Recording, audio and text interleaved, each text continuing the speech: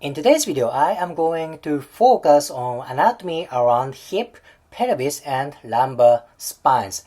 I basically focus on this area a lot. Why is that? Think about it. When your hip needs to move, your pelvis needs to move. When your pelvis needs to move, your lumbar spines and sacrum need to move.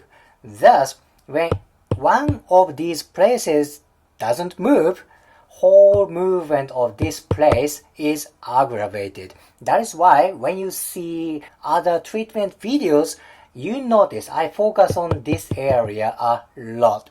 I want to explain quick biomechanics of hip, pelvis, and lumbar spines. Alright, when you bring hip joint to flexion, what's going to happen for rest of the part? So hip flexion.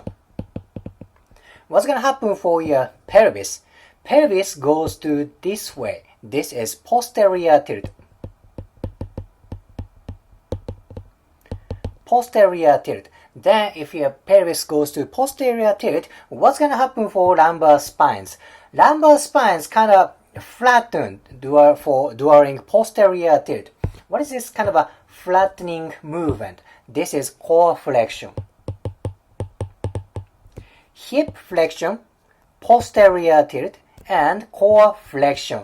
It's like this one continuous movement. Do you see this diagram? It's going like this way. Now, what kind of factors, what kind of issues aggravate this one continuous movement? I'll give you an example. Let's say posterior hip muscles such as gluteus maximus. Gluteus maximus, gluteus medius, like hamstrings. Hip muscles located on posterior part. Think about it. When you bring hip joint for flexion, what kind of muscles inhibit hip flexion? Other movement muscles. Hip extensors. Gluteus maximus is hip extensors. Gluteus medius, posterior fiber, is hip extensor. Hamstrings is of course hip extensor muscles.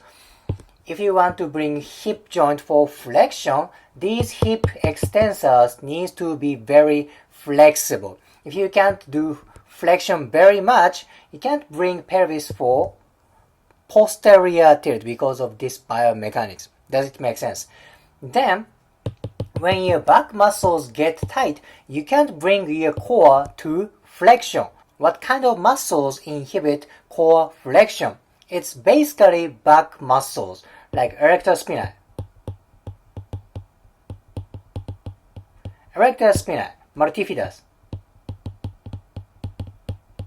These back muscles inhibit movement of flexion. If you think about another way, it's easy to understand. Let's say if your back muscles get tight, it's hard to go to forward bending. It's like stretching for hamstrings and back muscles, right? If your erector spinae, multifidus are tight, it's hard to go to this movement, forward bending. What is forward bending? What kind of movement is that? That is also core flexion because your lumbar spines, lower back is flattened. That movement is core flexion. Same thing happens in this one continuous movement. In this whole movement, lumbar spine is on flexion position. Thus, you need good flexibility of erector spinae and multifidus. That is why I focus on this area a lot. When your hip does not move, your pelvis doesn't move.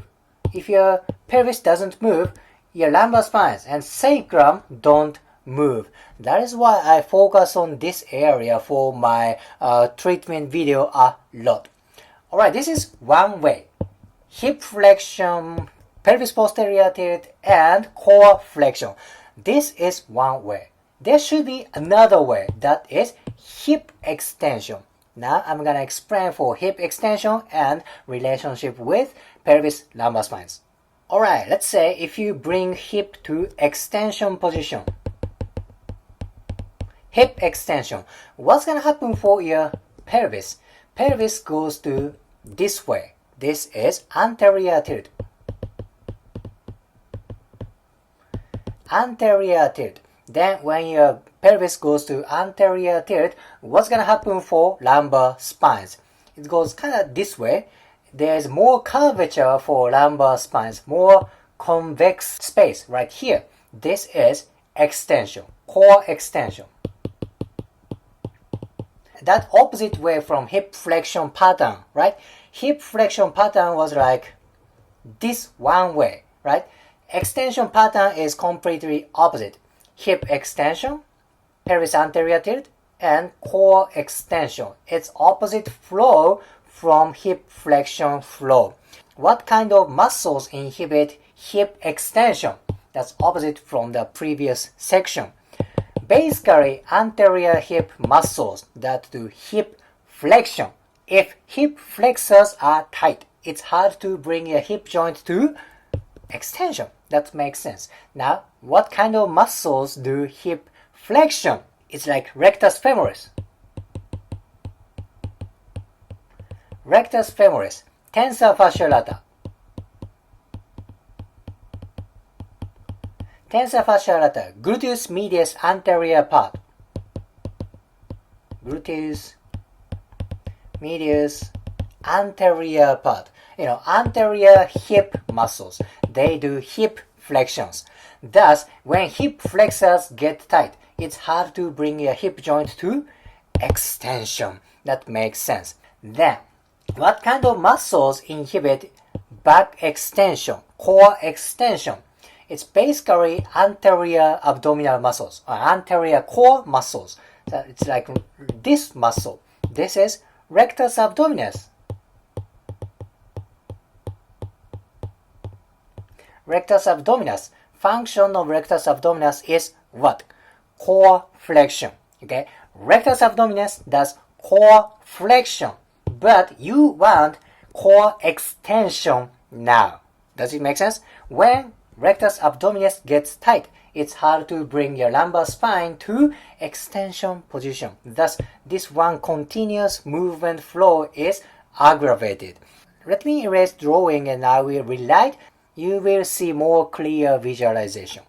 Alright, you want good hip extension, pelvis anterior tilt, and core extension.